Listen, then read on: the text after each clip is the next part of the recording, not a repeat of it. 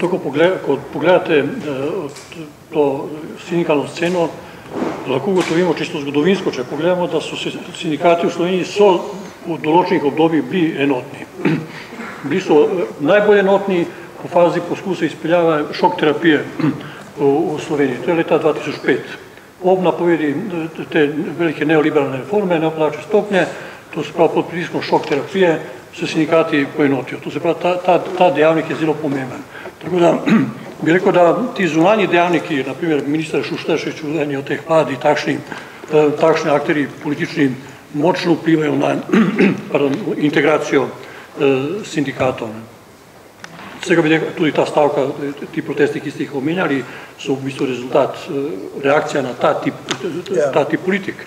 Bojim se, da se ta tip politik tudi uči, in ugotavljajo, da je lahko možno izpeljati šok terapijo postopoma. To je paradoksalna beseda, ampak inkrementalno.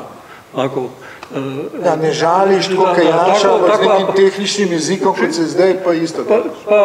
Po kosih parcialno ciljaš na posamezne skupine, drugi so trenutno neprizadeti in potem se tako poglavlja ta fragmentacija in spodbujajo tudi delitve.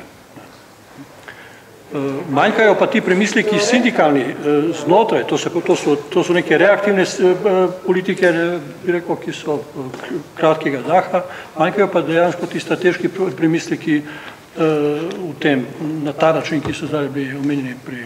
Če dobro razumem, če ni tega močnega, sunkovitega pretresa, se ne zgodi.